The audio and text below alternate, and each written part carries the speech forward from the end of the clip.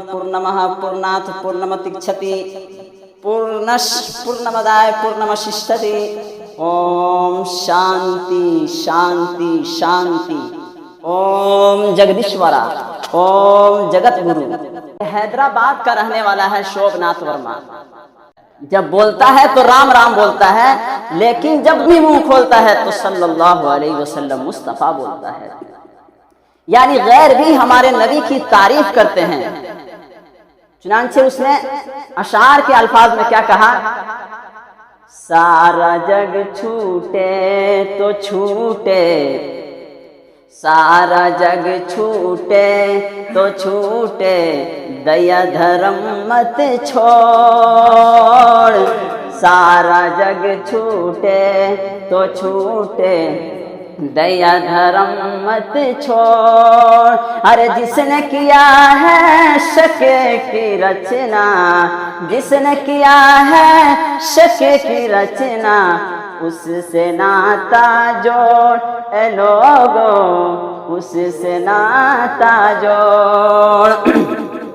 बन के मनुष्य आया है जग में, बन के मनुष्य आया है जग में, क्यों तू गया है भूल। बन के मनुष्य आया है जग में, क्यों तू गया है भूल। और उस जग से बनेगी फुलवारी, जिसके मनुष्य है फूल। ए लोगो, जिसके मनुष्य है फूल।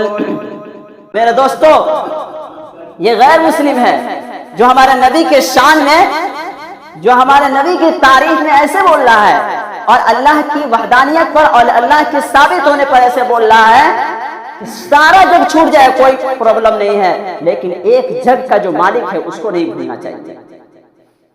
सारे जग छूट जाए, लेकिन जग के मालिक जिस मोहम्मद को भेजे हैं, उस मोहम्मद की कभी सिफात को, उस मोहम्मद की कभी अखलाक को नहीं भूलना चाहिए। चुनांचे किसी शायर ने क्या कहा?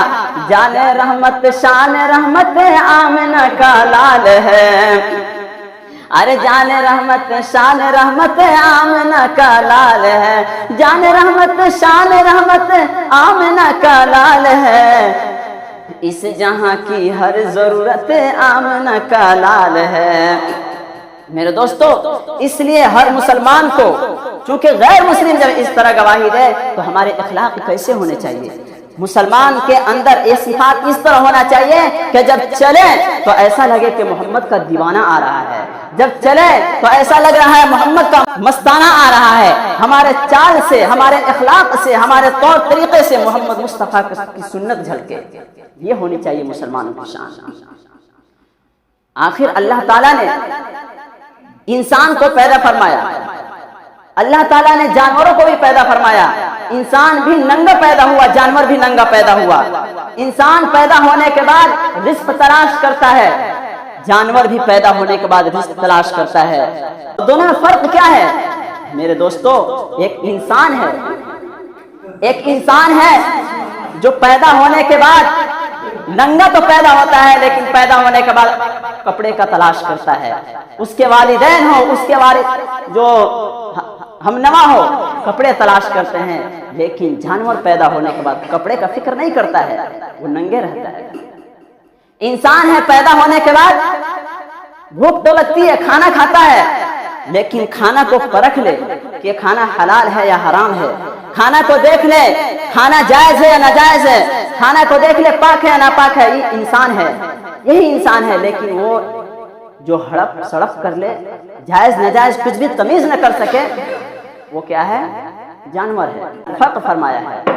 यही मोहम्मद रसूलुल्लाह सल्लल्लाहु अलैहि वसल्लम के एक शैदाई के अंदर, मोहम्मद रसूलुल्लाह सल्लल्लाहु अलैहि वसल्लम के दीवाने के अंदर ऐसा फिक्र होनी चाहिए कि जब हम चलें तो हमारा किरदार ये बताए कि रसूलुल्लाह का दीवाना आ रहा है, हमारा इखलाक ये बताए कि मोहम्मद रसूलुल्लाह का मानने वाला आ रहा है। लेकिन आज हमारे इखलाक इतने बिगड़ गए हैं कि बाल तो ऐसे अटसट कट कटाता है कि देख के कोई कहता है हाँ यही मुसलमान है।